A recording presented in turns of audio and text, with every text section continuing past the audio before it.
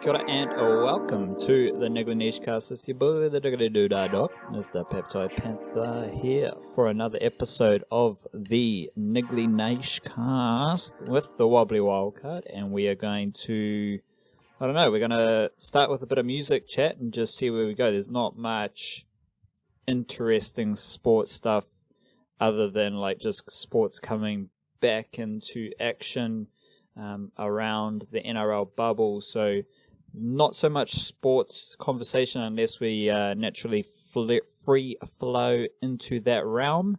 Otherwise, just stay tuned and see where this conversation goes. You can support us on Patreon, Straight Up the Guts, and we've also just published our email newsletter. I did a little breakdown on a set play from Manly Seagulls, beautiful play involving the Trbojevic brothers, Daly Cherry Evans and Sirinen. I think I talked about it on the last episode, and the Wobbly Wildcard did a little blurb about Steven Adams.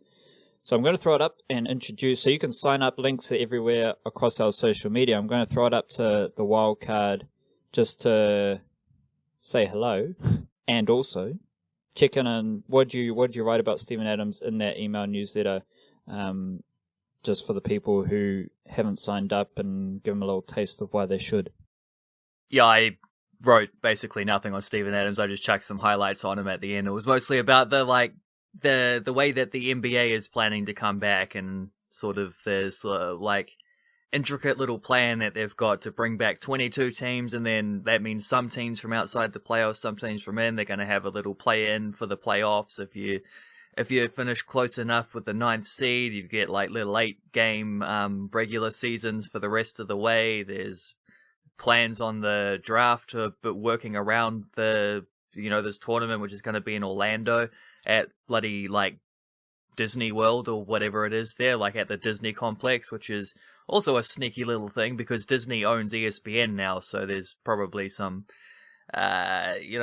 backroom handshakes going on there or whatever, and yeah, just all of that, because it's like you've seen in Germany, and I think in the NRL as well, is a similar kind of thing, German football, I mean, where they've been quick to come back, but they've sort of just done what they did before, but with it's continuing on the seasons, all the same teams, everything, but with just extreme precautions because of the pandemic stuff. Whereas in America in particular, where they're not even over the pandemic stuff, it's probably as bad as it's been. I don't know. I don't even know if they've flattened the old curve yet, as they say, but they're all their different leagues, like the football leagues, and the NBA now is come up with this extravagant thing. They're all coming up with these weird and wild and just out of the box ideas, and it's just kind of one of those things we chose not to speak about today because it'll just be a bit of a whirlwind sort of thing, head spins. But if you want to know about the NBA plans, then I've written about them in the newsletter, and there you go. Beauty. That is we don't need to go deep into this, but it is a interesting angle to the post-pandemic sports coming back, is how they are ushering in. I was just checking a couple of the national sports organizations, their websites, just going straight to them for any news, and it was a lot of them are coming in with new rules, and everything's been freshed up, which feels exciting, and also a bit weird. On the one hand, it is great because things have to change, and it's not, as we've said a few times, it's not necessarily a case of going back to how things were. It's a case of just getting going after the pandemic as best you can in the new world that we live in. So on the one hand, that's kind of cool for the sports to use this opportunity to rejig and refresh, but it's also you don't need to change your game just to come back. It's just a weird situation. It's worked for the NRL. It'll be interesting to see how different sports, especially locally, what the impacts are of the pandemic on that sport, and how that competition exists and how it's formed. Yeah, the A-League is hoping to just do what they were doing beforehand, except in a centralized location. So there's one extreme measure that they've taken with that.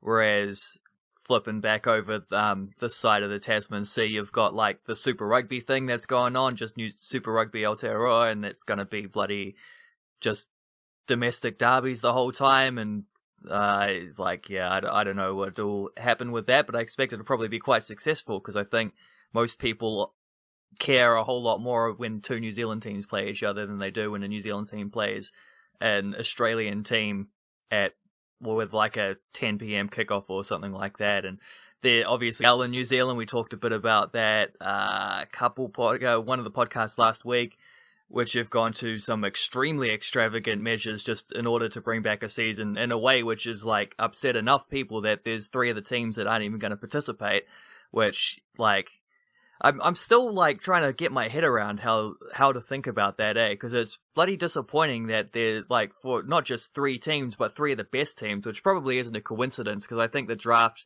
idea of like spreading the talent around has naturally upset the teams who had the most of that talent, who are therefore going to have to lose players they had otherwise contracted, if only for this season. And then there's also the thing about the short thing and bloody yeah, it's so I don't know whether to feel like.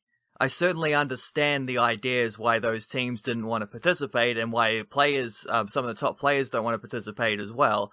I completely understand that. I also want to be excited about a New Zealand basketball league that will actually get to happen though. So it's a tough one to balance the 2 different acts. And yeah, I don't want to, so I don't want to like blame the teams for not being a part of it, but I also just have this kind of like, as much as I understand the ideas why the Wellington Saints, Hawke's Bay Hawks, and Southland, bloody what's them calls, aren't going to be a part of it, I also it's tricky because the reasons they're not a part of it are the reasons why they feel the need to also complain publicly about the things and let that be known that this is why. But at the same time, it's like you backed out, so how much of a say do you get to have? I don't know. It's a complicated situation, so I'm just sort of like leaving it out there, and I'll enjoy what happens and enjoy what is there and not worry too much about who isn't there. You can never really worry too much about who isn't there, can you? You certainly can't. You'll stick with what you got, what's in front of you, and all those good old cliches. Righto, Wildcard. We recently published our albums of the previous month, which I think was something like May. Yeah. They're all kind of blending together in 2020, the big Donny year that it is. We don't necessarily need to talk about the albums from May, but I want to get a couple of musical projects or a couple of musical ideas, and we'll direct this down the 27FM Music Library route, because I don't know about you, Wildcat, but I heard the best album of 2020 was part of that May wrap-up. The Alchemist came with the guy called Freddie Gibbs, and they made a little album called Alfredo, and that was it's the best thing I've heard in 2020, but it's also closely followed by a couple other Alchemist projects that came earlier in 2020. So first, I think you had the Alchemist with Boldy James for their collaborative effort, The Price of Tea in China.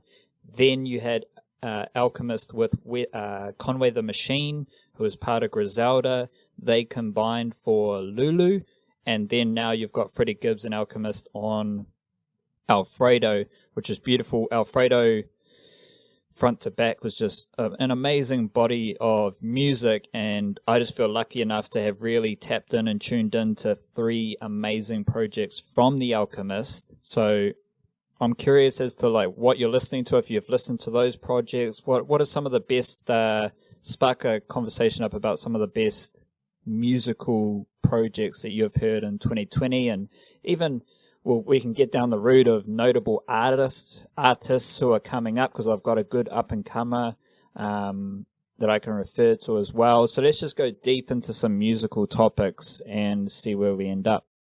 Rightio. I think probably my favorite one from the May selection would have been that Rose City Band album, which is the dude, what's his name, Ripley Johnson, who's in a band called Wooden Ships, which is spelt with a J in the middle of it for some reason, just to be funky and cool and weird. And he makes like, that band makes sort of sunny, breezy, psychedelic rock kind of music, which is extremely up my alley. So naturally, that was going to be one that inclined me. Rose City Band is a sort of spin-off thing that he's done, which is getting more of a, I suppose you'd say more of like a country flavor to it, more of a like focusing on the songs as opposed to the like jams and all that, just adjusting that balance slightly. It sounds excellent. There's some quality tunes on there as well. He's also got another side project called Moon Duo, which had an extremely good album last year as well. And so that dude's just been on just a quality run of excellent psychedelia, if you're that way inclined. A couple other albums that were out last month as well, with that the new Jason Isbell one and the Car Seat Headrest one, which were two albums I'd been looking forward to extremely because of how like just flawless the recent form of both of those two artists have been. And they weren't albums that struck me immediately as being like on par with the best thing those folks have ever done, but at the same time they're both like, the Car Seat Headrest one is weird because he's opened up his sort of like indie rock type thing to more of a like he's got electronic beats and things like this, and he's just mixing up the sounds a little bit, so it just takes, I think it's just an adjustment. It's not that the songs are worse, it's just that he's deliberately made an album that's a little more difficult than what he was doing, which like, not every album needs to be designed to be that 10 out of 10 breakthrough album. Sometimes you can make those ones that are like 10 years down the line, people are going to go back to and be like, you know what, that one was sneaky underrated, that album. And I think this has that kind of potential for it. And the Jason Isbell one is just like, you don't hear Jason Isbell songs and then are like, it feels like I've heard the song before. Like it's instantly familiar. I love it straight away. It's like his songs are deep and really well crafted, and you got to like sit with them for a while and let them sort of let them be known to you rather than you going to them and trying to understand them straight away. So you got to give a little bit of time for those ones. There are a couple songs on that one that definitely stood out high, and I think that might be an album that by the end of the year I'm thinking of in like when it comes time to doing my annual sort of albums of the year thing, I expect that'll be one that maybe makes a late play at those, just because of that sort of, what would you call it, like that sleeper kind of attitude to it. As for the entire year, I think the best thing is probably still that Fiona Apple album, which is called Fetch the Bolt Cutters, which is just like this stunningly cathartic, and like took ages for her to make it, and it's just like every idea counts, and at one point you can hear a dog barking in the background and things like that. It's just like it's weird and it's wonderful and it's incredibly like open and honest, and yeah, bloody outstanding one there, which again, like Fiona Apple's never made a bad album, so no surprises that she continues to go on from strength to strength. I think also that album came out at a very similar time to the new Laura Marling one as well, which probably, like, because they're both sort of ostensibly female folk singers with a kind of twist in a way. I mean, Laura Marling's more obviously like a folk singer and she's English, so there's a different audience involved as well there. But I think maybe that one got like just a little bit buried in the mix by that Fiona Apple album. So I also want to shout out the fact that I thought that album was incredible and took a little while to get into it, and it's sort of the same way as I was saying about that Jason Isbell one. But I think once, like, there's a couple songs that sound just instantly familiar. There's also a few songs that you sort of got to sit with for a little while, and yeah, I think that one stacked up pretty well. I'm not sure what else I'd put on that list. I don't know. I think this has been one of those years where there's been heaps of really good things, and maybe just lacking one or two of those extra, like, great things. But, I mean, we're only halfway through the year, so there's not even that. We're not even halfway through the year yet, so there's plenty of time to go to add to that one. There is a lot of time to go to add. And judging... You just had me thinking there about some, like Kendrick Lamar, probably due a project. J. Cole might be due a project, but there's a couple of those big dog hip hop artists who are due to release something. And especially with the current climate, it'll be interesting to hear what they deliver later in 2020 if they do. What would you classify as your favorite genre of music right now? Because we both have wide and varied tastes. Like just saw that Solar Rosa, local Aotearoa artist, has got a new song. Been bumping that, not super avant-garde hip-hop, but, true funky hip-hop from The Alchemist. There's different sounds, different pockets. Always listen to some Fat Freddy's Drop and Catch a Fire. Like, there's just so many different styles of music. So what is the main genre that you're listening to? Is it that more psychedelic folky rock stuff, yacht rock type of music, or you getting into some harder stuff? Like, what's your genre of choice at the moment? Well, definitely not the yacht rock. Bloody Doobie Brothers or whatever. I would say probably the old. I think probably my psych tunes would be the go-to. Listen to an extreme amount of just old Grateful Dead tapes and things like that. Jam bands and stuff. There's a band called Garcia Peoples, which is obviously surely ripped off the Grateful Dead with their title at least, but they do good stuff, and they're on a similar kind of line. Speaking of, you mentioned, there's probably a new Kendrick Lamar thing down the line somewhere, and I've heard those whispers too. It sounds like it's closer to happening than not. Ty Segall is a dude who does something new every couple months, and he did a Harry Nilsson cover album, just a 6-track thing, I think, that he made by himself, in his home studio during quarantine. I don't know what he's been up to recently other than quarantine, but he's always got 100 things in the bag, and I'm willing to listen to anything Ty Segall ever does. He's a little bit more... he mixes it up, actually. He does something different with each album, but he can be on that sort of psychedelic band. He can be on a hard rock or a punk rock kind of band, both also genres I'm very much open to. I've been listening to Misfits a lot recently as well, which is sort of like a heavy punk band from the early 80s. Danzig's band before he was Danzig, and then also that leads into listening to Danzig and things like that. So I don't know, I mix it up. I try to not think about it in terms of genres anyway, because it gets weird in terms of what's classified as this and what's classified as that. Probably haven't listened to very many hip-hop things this year like I probably should. That Mac Miller album was very good, but it was also one of the least hip-hoppy things he had done as well. So, I don't know. There's meant to be a new Frank Ocean thing coming soon as well, wasn't there? Because he did a few singles and that hasn't happened, so I'm not sure what's the go there. I just like to take it as it comes. There was a new Kamasi Washington thing that came out as well, which he did the soundtrack to, I think it was a Michelle Obama documentary, which sounds weird enough, but if it's got Kamasi Washington tunes and I'm interested, that stuff is sort of hard traditional jazz as well. So that's another disparate element from the various dusty corners of my iPod. So a little bit of everything, I think. Try to keep it open. That Mac Miller Circles album, I think there's been a couple of other songs that have been drip-fed since then as well. You can't reflect on Mac Miller being a hip-hop artist at this point.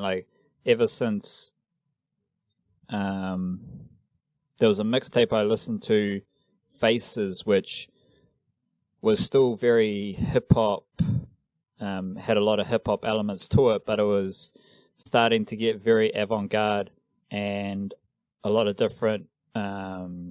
He was going down the more Alchemist and Madlib type of route with the sampling and all that stuff, and then Divine Feminine comes along, and then ever since then it's just kind of been every album he did moved more and more away from what you'd call hip-hop, and he just became a fantastic musician. He was just a really good composer of different instruments and sounds, producing, and obviously when your sound is moving away from hip hop, your delivery it impacts your delivery. So you might not necessarily be rapping, you might just be expressing a bit of poetry, and then you can get into how he used his voice. Then you can get into how he used his voice with or without autotune, and just the melodies and the vibe as well. So, interesting one there. The young brigade that I'm most paying attention to. There's a couple of guys like Smino is one who sounds like the closest thing to a old dirty bastard kind of sound and energy with just how he uses his voice. And then there's another dude, Medhane, who I wrote about his project Cold Water in the May monthly. He's a young dude out of New York, and his sound is very, MF Doomy, Earl Sweatshirty kind of sound. And he's also he went to college for engineering.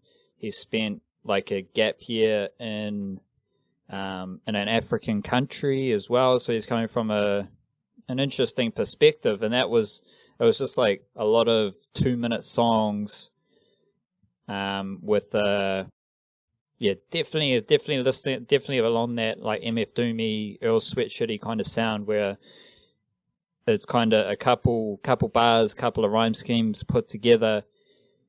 But the thought I kept having as I was writing about it was like, every line or something adds to the previous line. So the feeling you have when you're strictly kind of listening to the words and the bars and the lines that he's saying, it's like they stack on top of each other. So it's just like you're putting one Lego block on the other Lego block on the other Lego block. That's how it is delivered, as opposed to where it's all kind of just one big rhyme scheme.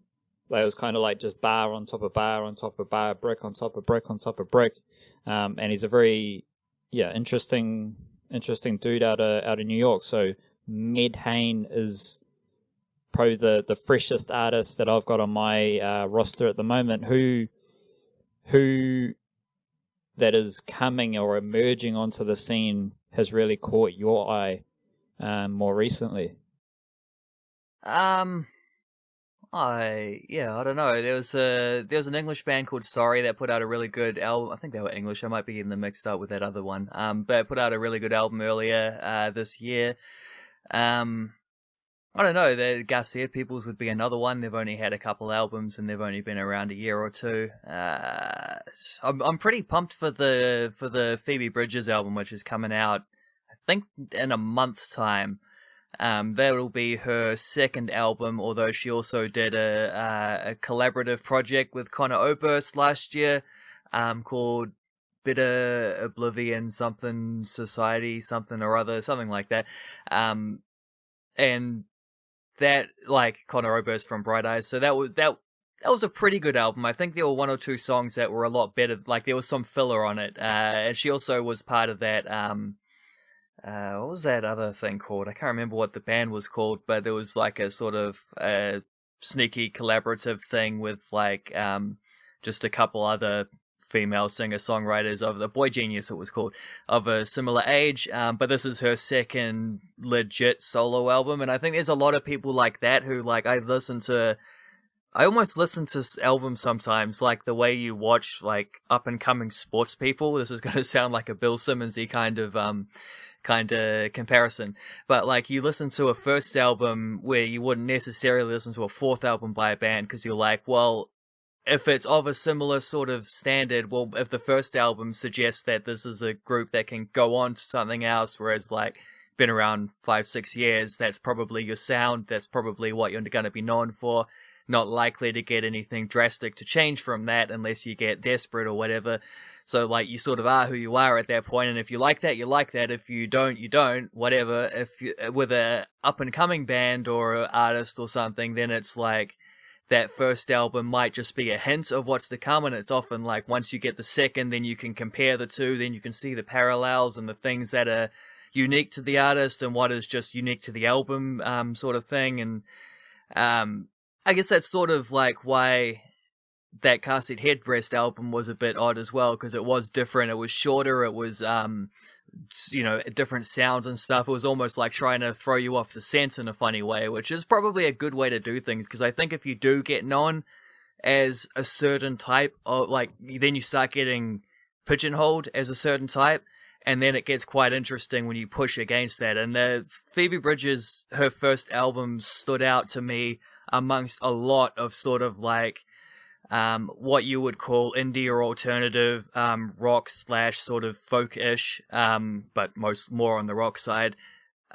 Particularly female singer-songwriters, like there's heaps on that sort of same trajectory, and it's an interesting thing. There's a lot of great work coming through there, and I think her album stood out, and the second album, going by the singles that have come out ahead of time, I think I've got high hopes that one will be excellent. And it's sort of, I don't know, I don't know that there's going to be a drastic change in sound or anything, maybe just an expansive thing, but it is sort of an interesting thing to think about, because it applies to some of the stuff you're saying before about Mac Miller. It applies to, like, from what I've heard from people who have heard snippets of that Kendrick thing that hasn't come out yet, someone said it's going to be his most rock-sounding album yet, like it's going to surprise people with what it sounds like. It's a different direction.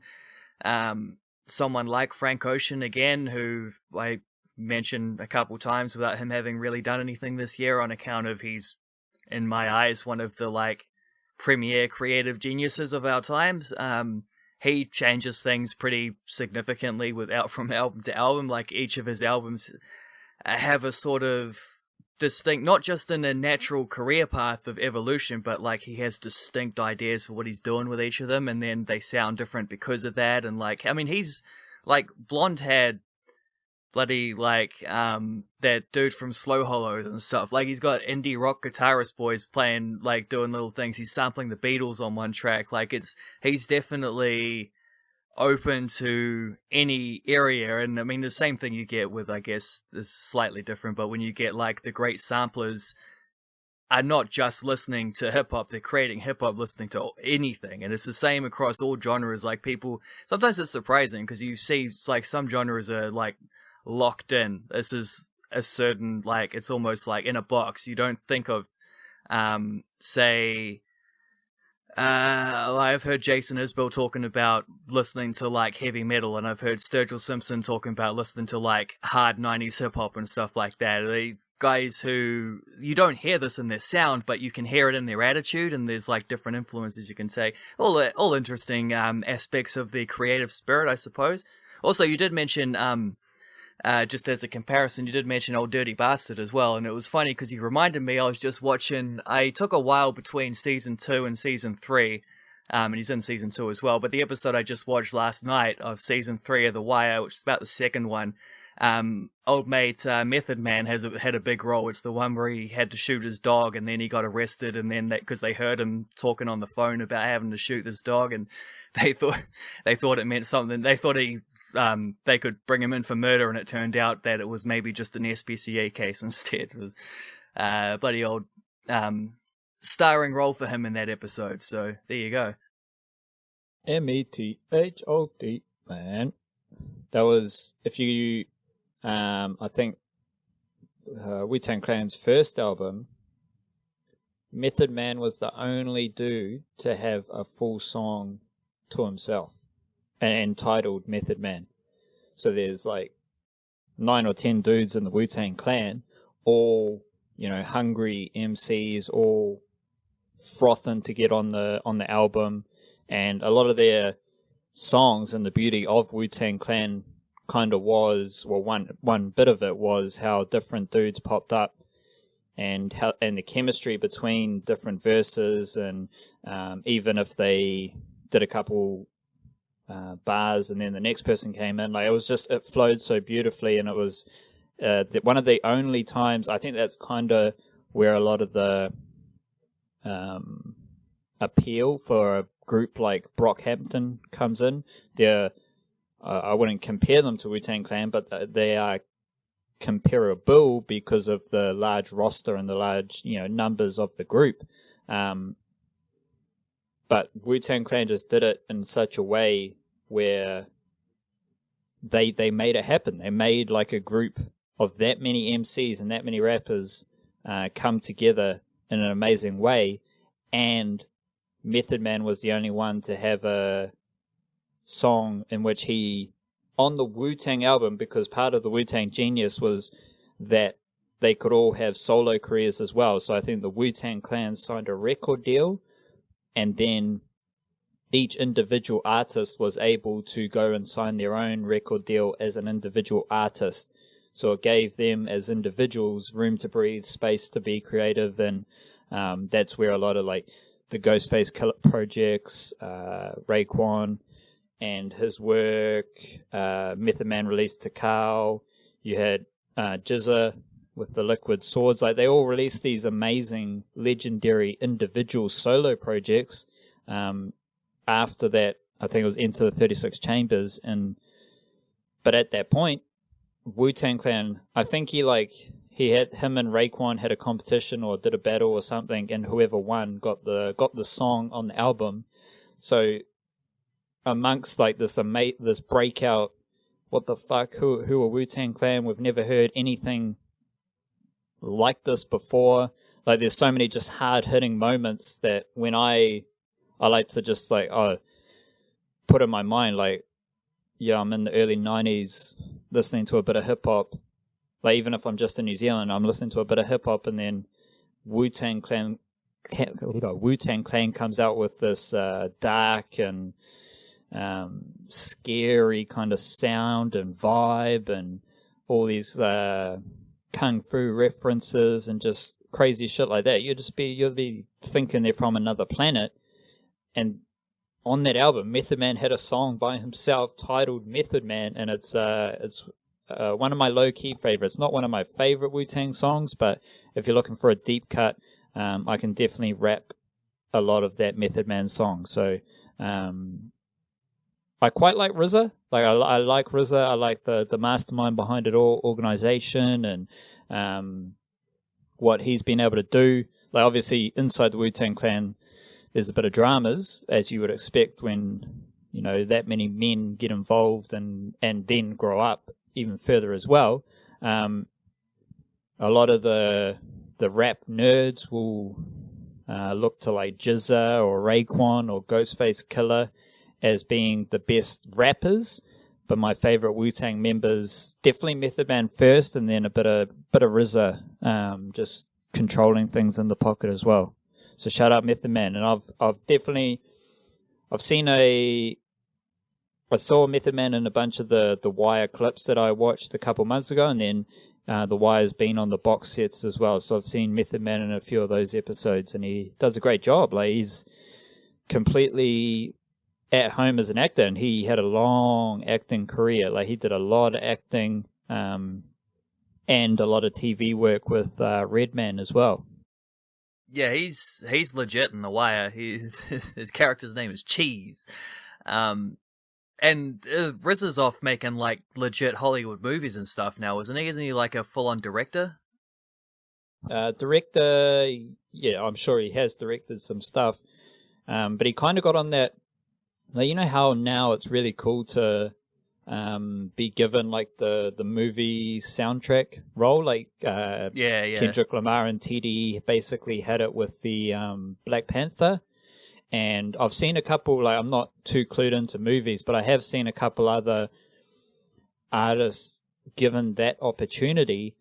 I'll have to pull up his page, so just bear with me here. But RZA was like one of the... My history knowledge isn't so good, so I can't say he was like one of the first, but he was definitely early into that film scoring and transitioning from big time music, especially hip hop. Like I can't imagine there were too many dudes prior to Black Panther who were given that realm and that level of control on some movies. So I'll just... Yeah, what do you reckon? Yeah, certain types of musicians tend to get those kind of things, and for him, of his background, probably is pretty bloody revolutionary. He's got a movie coming out. I just looked it up. He's got a movie coming out called Cutthroat City. It's an upcoming American action drama heist film directed by RZA from a screenplay by Paul something or other. Stars a bunch of people: Wesley Snipes, Terrence Howard, T.I. is in it, Ethan Hawke's in it in a small role. So, I don't know, that might be good. We'll see how that goes. I forgot he was in The Dead Don't Die as well, that Jim Jarmusch movie that has a whole lot of people. And he played himself in Popstar, Never Stop Stopping, which has a great Wu-Tang sort of gag at the end there when they get the band back together and they start trying to figure out which members they are, and they end up deciding that they don't deserve to be any of the members, but they can just be themselves. So, that's that Popstar movie is the, what are they called? The Lonely Island guys. That is another, like, that movie is hilarious. I've seen it twice and it's so funny. And I don't know that it got the credit that it deserved for being as funny as it is. Sort of like about 10 years before that, there was that John C. Reilly one called Walk Hard, which is also like another one of those music documentary, mockumentary type things. And that movie as well is hilarious, especially the first half of that movie is so funny, and it just like tanked when it came out. I think Popstar did a little bit better because they had a bit more star power behind it. But like, both those two movies, a movie that didn't tank but fits in the exact same mold as well would be Spinal Tap from about 20 years before, 30, probably 40 years ago now. That was also, so there's your triple bill of music mockumentaries that are also hilarious to watch right there. Triple bill. The biggest movie that RZA was a composer on was Kill Bill. Kill Bill Volume 1. So it's 2003. Yeah, Tarantino. And that's his biggest composer credit. Like, he obviously has a lot of credits as like an artist. So artists, movies or TV series, whatever, that involve song features or that involve a song. And I'm sure RZA would have done something where he's like, the producer credits get a bit sketchy and a bit dirty in the musical world. So like, there's a song, Cash Rules Everything Around Me. He might have got an executive producer. Like if he would have produced that whole first album for sure. So you can get credits that way as well. But that's not to discredit the RZA. So he's got a lot of stuff where there's songs featured, but his biggest composer credit is Kill Bill. He did Soul Plane as well. He did a couple of Blade movies. More recently, Meet the Blacks. I don't even know if that's a big movie, but never heard of it. Yeah, those are the bigger ones, and he has made movies. Like there's the Man with the Iron Fist, and a lot of like any Wu Tang documentary or whatever is going to involve the RZA in some shape or form. So yeah, he's a very multifaceted dude. It makes you wonder, like, if you're a creative person, it doesn't seem that much of a stretch. Like Method Man will have all sorts of credits as well. Let me just pull that up. Like, what I'm saying is that it's not the hardest thing in the world for these dudes to like transition. No, I mean it wouldn't be. I mean if you're passionate about doing it and you've got like a prominent name in one aspect, like although that it's all just the entertainment industry, isn't it? At a certain extent, like you see a lot of writers who write screenplays and stuff like that, and then some, like Stephen King has directed movies before, not very well, and mostly during his period when he was like off his face on cocaine most of the day, so it was maybe not the best example. I don't know, I'm trying to think of more of those kind of like community type creative groups as well, in that same way, where like you've got the sort of singular thing, which in this case is your Wu-Tang albums, and then you've got your solo albums, and then you've got individual members going on to do other things and other sort of genres or areas or just other creative pursuits kind of thing, and having success at it too as well, which is a kind of, I mean, you see, I guess with movies you get a lot of actors who will also write or produce or direct, and very like pick your whichever angle of those you want. Producers, he'll get into acting, or directors, he'll get into writing, and all your various different ins and outs and stuff like that. I'm just trying to think of other examples of that, because you get like on a like talking about books, for example, you get like there was a bunch of American expats, like the Hemingway kind of era. They all just left America and moved to Paris and did their thing there for a while, and so you create like a scene. I suppose that's what this is about, really, is like a scene. And then that all, like, everyone else's work props up everyone else as well, because it all seems to be part of this, like, bigger thing. And I mean, when you're talking about doing the different solo albums, it was making me think maybe of that period in Grateful Dead history where they got their own record label, and then for about 5 years there, all the individual members were going off and doing their own solo projects, which were basically... and they were all playing on each other's things as well, so they might as well all just have been Grateful Dead albums, except that it was just the same dude singing the whole time. But then that record label thing went bust, and they stopped doing that for a while. You sort of have that. I mean, you had core members of the band the whole time, but you also had guys coming in and out. They kept rolling through keyboard players, because one died, then the other one got kicked out, and then he died, then the next one died, and then so it's calling back to the Spinal Tap drummer thing as well. But I don't know, it's a similar kind of thing. But it's a cool little aspect, and it must be so much easier in a way, like because of that thing about how you sort of prop each other up. Like you must feel more comfortable when you're part of a wider scene like that to like pursue different things, because you've almost got that support in a funny way from the others who are doing similar things as well. Like everyone is just no one's leading the way, but everyone's just kind of propping each other up. That applies a lot in the movie community, and I, as someone who doesn't watch a whole lot of movies and isn't up to date with like actors playing roles and directors and movies in general, I see it in the podcasts that I watch on YouTube, which involve a lot of comedians who are actors as well. And it's interesting hearing their perspective, because someone like Nick Swardson, who is a comedian and an actor, who jumps on all the kind of podcasts, these shows that I watch on YouTube, he's part of the general Adam Sandler group. So yeah, sure, yeah. When there's an Adam Sandler project, it's not that you know for sure that you've got a job, but you know that there is someone leading that project who you've worked with previously, who likes what you do, you like what he does, and there's a immense respect there. So you not only get the job, which is always nice, so if you got a gig, that's cool, but it's also a case of like, well, I feel, as you said, like I can do my best work here because I'm working with the similar group of people.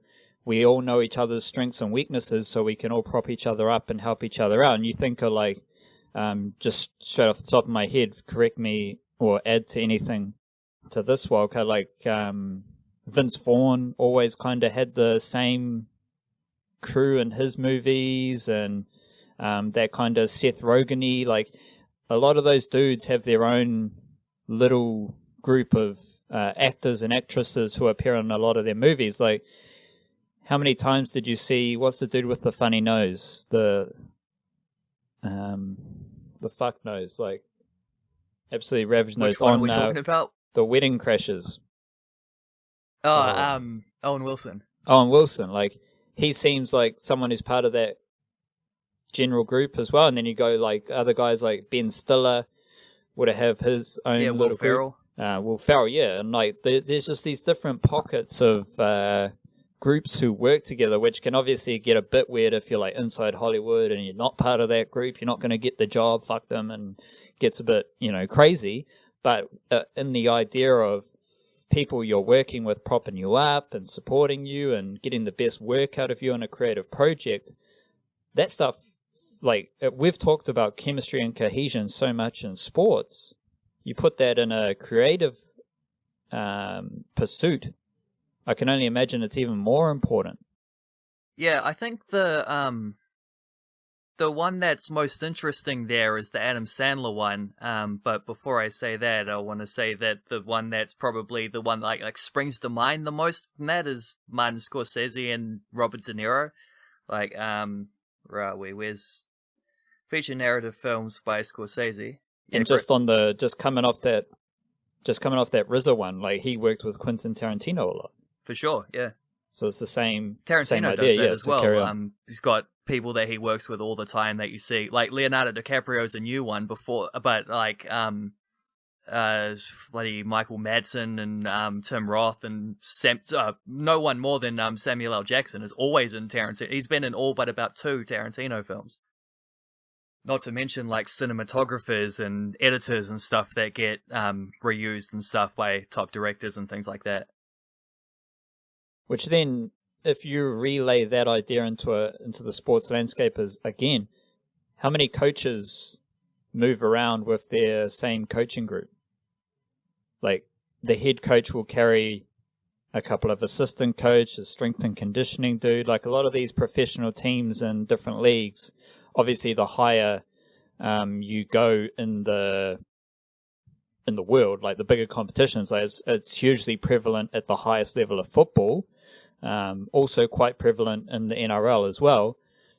A lot of the head coaches, they move around to club with their own team, with their own group of, 10 to 15 coaches in football, or, 5 coaches and a strength and conditioning dude and a physio in the NRL. So it's the same general premise. Like if you're Adam Sandler, if you're Quentin Tarantino, if you're the name I want to say, but I only want to say it because I've heard other people say it and I don't actually know anything about him or his little crew, is the Judd Apatow. Do you know anything about his movies? Or yeah, for sure, because that's like Seth Rogen and Jonah Hill and people like that, right, as well. So Paul Rudd and same thing. Yeah. So like those dudes are just the same as a head coach. Like whoever obviously you're going to have a head honcho of that movie. But I can also see like creativity by committee in a lot of those instances as well, because they like each other, they work together, so there's less of an ego situation, which is also the same thing in sports. Like the head coach isn't going to view himself as massively more important than his team of assistant coaches because he's a nice person, he likes his assistant coaches and so on and so forth. But I don't know, there's just a weird similarity there that a lot of the stuff comes to us, whether it's sports coaching or some creative stuff, movie stuff, it comes to us through like I don't want to say team effort, because it's always a team effort to get that shit done. You've got so many different people involved, but the nucleus is a nucleus that moves between projects and so on. Yeah, especially with movies, I think, because there's like the auteur theory about how like you get the director who's just in complete control, and it's like the whole thing is this consistent artistic vision of theirs. But at the same time, like that might be true, but it's disingenuous to act like they also edited the movie and also like produced it, sold it to the theaters, whatever. They did the cinematography, that they did all the other little things, like film and more than any other. They damn sure didn't act most of like in every single role. Like film more than any of these other ones is a uniquely collaborative act, because it's just impossible to do it without having great people all around you. And I think like I just read that book called Easy Riders and Raging Bulls, and it's about like the 70s film industry, and there's so many good stories in that about like all those dudes who thought of themselves like auteurs and stuff like that, and then you just get like they were openly antagonistic to their studios and their producers, and sometimes rightly so, and sometimes it was just pure arrogance and thinking they were better than everyone, and basically all of them burnt out at some point. Some of them to the detriment of the work, some not. Like I think Scorsese's a good example of someone who burnt out, but it didn't stop making great movies. the point I was going to make about him before is you had, I finally found his thing. His Wikipedia page is just a little bit of a mess. There's stuff all over the place because he's done so many different projects. But feature films that he did, 1973, Mean Streets, that starred Robert De Niro as in a lesser role, like as the main supporting role. It's such a good De Niro thing too. It's like his breakout thing, and no one had seen him in a movie before this. He'd done a couple like small things, but he's straight out of Mean Streets, got cast in Godfather too.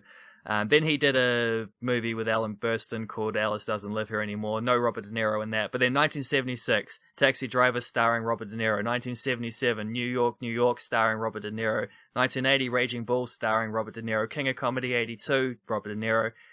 That's like, his next movie was After Hours in 85, which finally didn't have Robert De Niro in it. But like, that's 5 out of 6 movies over more than over basically, a full decade in which Robert De Niro was a major factor in basically everything he did.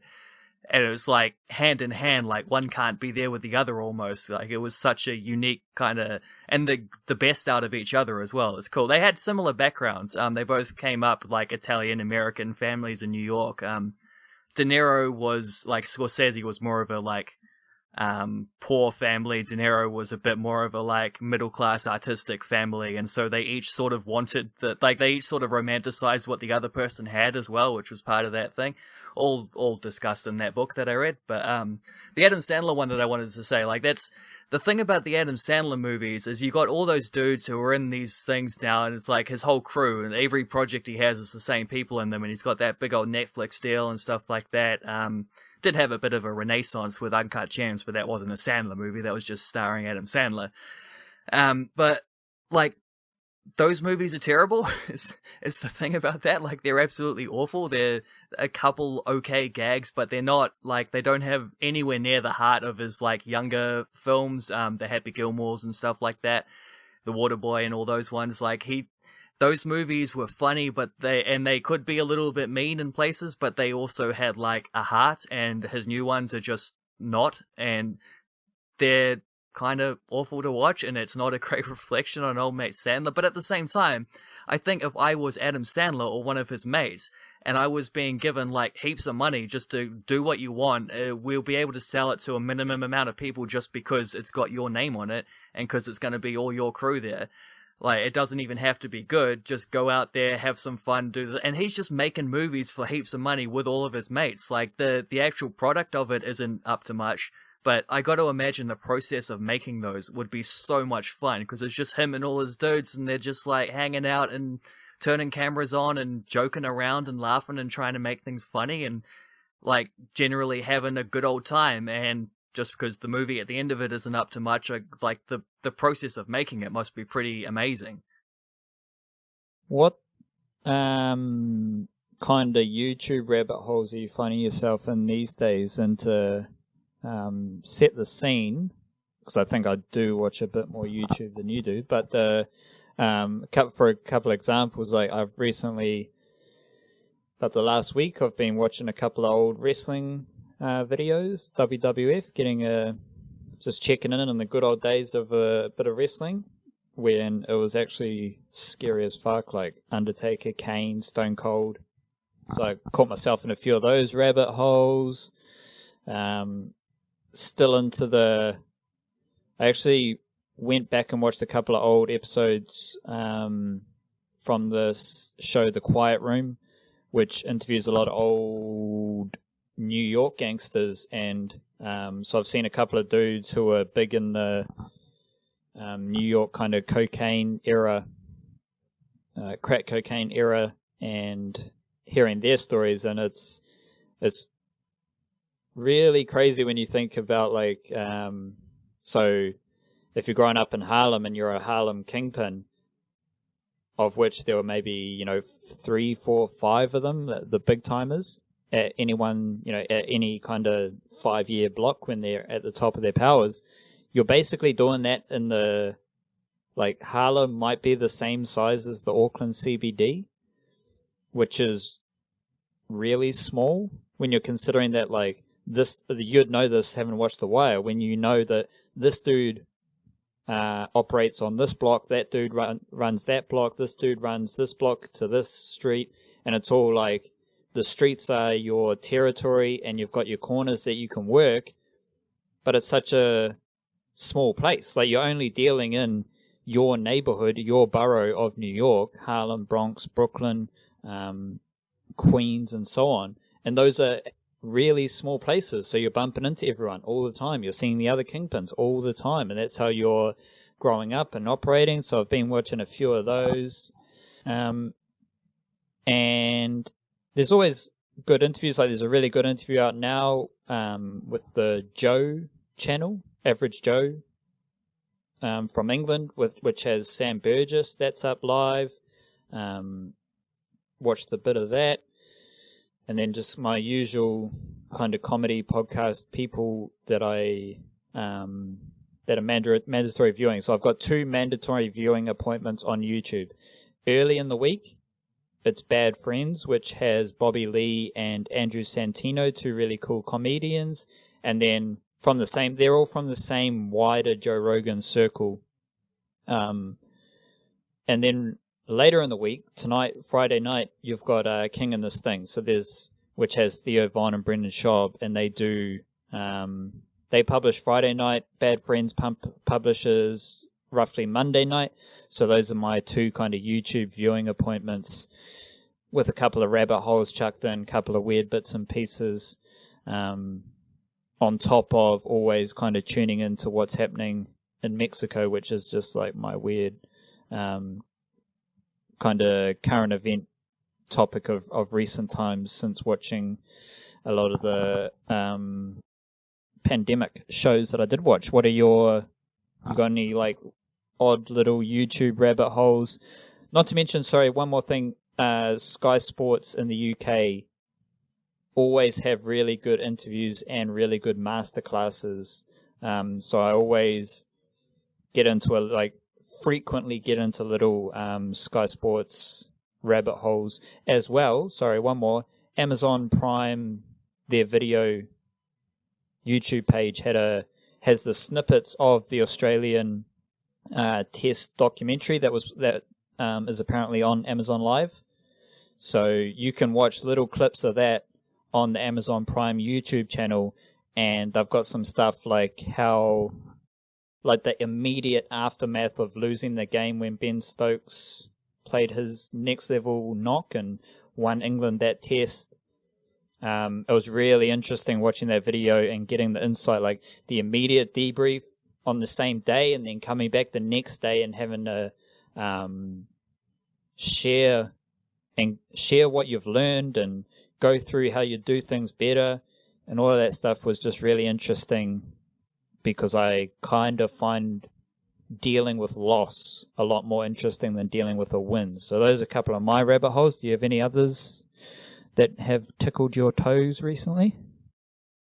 Yeah, I don't know, I haven't watched a lot on YouTube recently. I don't have like appointment viewings on YouTube, but I have sort of like, I think the stuff I watch tends to be extensions of other stuff that I've been interested in. And then you just see where that takes you when it comes to like the old algorithms and whatever they serve up. Check the old homepage, what's popping today kind of thing. I think, yeah, so like I've been reading I bought the complete works of W.B. Yeats to try and like read more of it, because it's boring just sitting there going through, like poets.org or whatever that website's called with just the different things. So when that turns up eventually, but like I watched a couple things on him and I like people reading things of his recently, that led me into, I watched this like 10-minute completely random documentary that popped up in the thing about a painter I had never heard of called Leonora Carrington, and she was like 1920s, 30s, 40s. She only died about 20 years ago, but she was English, moved to Mexico where she did all the work, and the paint, like I'd never heard of her before, and these painters, it was a little documentary produced by like her great niece or something who had flown over to interview her at the end of her life.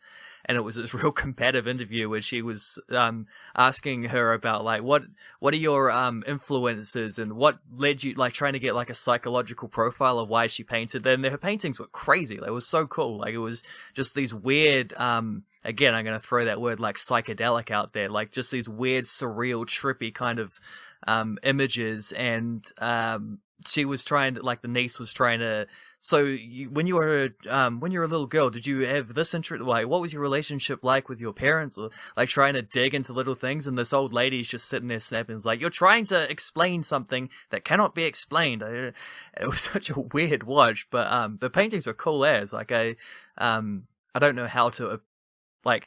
I don't know what the next step with that is, because like I find that poet that I liked, and then I buy the the book of the poems. So I don't know, you can't go buy the painting, so I don't know what you're supposed to do with that.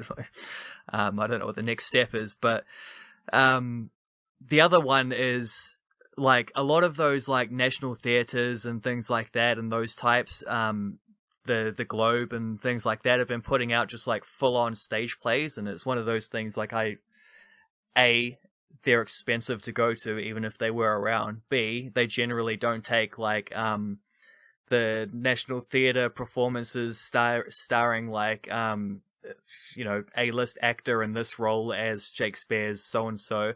They generally don't take those plays to like Whangarei, so it's like inaccessible otherwise. So it's kind of just a new avenue that's been opened up, as being able to watch these like full-on stage plays. Like I watched a Streetcar Named Desire, the most recent one I watched, with Gillian Anderson, I think it was in the main role. Chick from X-Files, she's bloody excellent. Those guys. I watched a couple of the Shakespeare-y ones and stuff. Like, these are things I just never had. It's not even like I didn't have the inclination before. It's like I just straight up never had the accessibility. So it's kind of been an interesting thing over lockdowns. A lot of those kind of groups have got into a way, and they're all taking donations and stuff as well, because they're all like struggling because no one ever funds the arts as much as they should. That's just I don't know, let's call it modern capitalism for you. But yeah, that's probably been the main kind of rabbit hole that I've had. Other than that, I mean, I've been trying to watch The Wire and things like that, so I haven't really.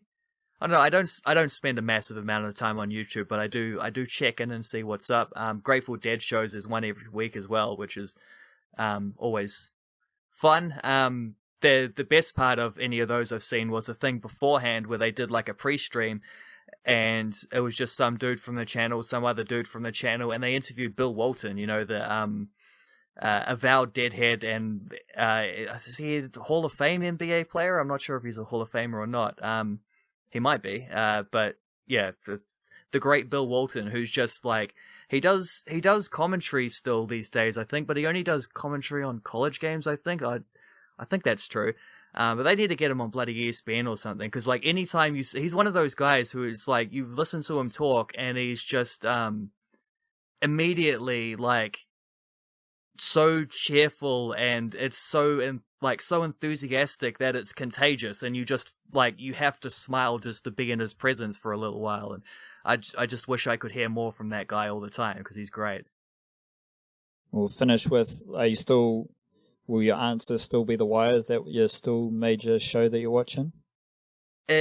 Yeah, it is, especially because I took a little bit of a break between the second and third seasons, and I've just picked up the second one. More than that, I think I've been watching a lot of movies, but that's not really a recurring thing. Like, you watch a movie, it's done, it's over, you move on to the next one. It's not like an ongoing. I'm not rewatching the same movies. Although I did watch most of those Christopher Guest movies, like Guffman and the Dog Show one, and those things are great. The Spinal Tap isn't one of those, but he was in that, and it is sort of like a spiritual brother, if not an actual brother. Other than that, it's things I wanted to watch. Like, there's the second season of What We Do in the Shadows, which is very funny. Obviously a spin-off of the Taika Waititi, Jermaine Clement film. But I haven't watched the second season of that. There's also, I keep meaning to catch up on Peaky Blinders, and I haven't done it yet. I think I'll do that I think I might just watch that all over from the start when I finish The Wire. Like, I'll just move that big project onto this next big project, and I'll just watch from the beginning again. And there was one other one. There's a show called, it's called Lodge 49, I think it's called, which is a sort of low-key one, which I watched the first season of, which I really liked. It was about It's sort of got like Lebowski vibes and those kind of like his slacker dude who's gone through some stuff and then he joins a secret society and then it's like they think they might be magic and alchemists. They maybe are, maybe not, probably not. But then, yeah, one of those kinds of things where in the end it's not actually about the magic or the whatever. It's about just like human connections and things like that. But also it touches on those sort of weird occulty things, which is also another one of my rabbit holes, which maybe isn't worth exploring right now at the end of a podcast because it's a much, much, much bigger thing. But I do like the weird underground vibes of any kind of thing like that. Yeah, I'm got the old Billions episode waiting to be watched, so I'm loving a bit of Billions at the moment. That's probably my, other than going down YouTube rabbit holes and staying up to date with my favorite shows on YouTube, Billions is where I'm at, and that's as good as it's ever been. And I think we'll wrap it up there. Wildcard, another episode of the Niche Cast via the Niche Cache. That's what we do. Enjoy your weekend. Kia kaha, stay beautiful, and we'll be back next week with hopefully a bit more sporting matters to discuss. Obviously, we've got the Warriors taking on the Penrith Panthers tonight. Day of recording and a full round of NRL footy as well. So, yeah. Kia kaha, stay beautiful. Cheer.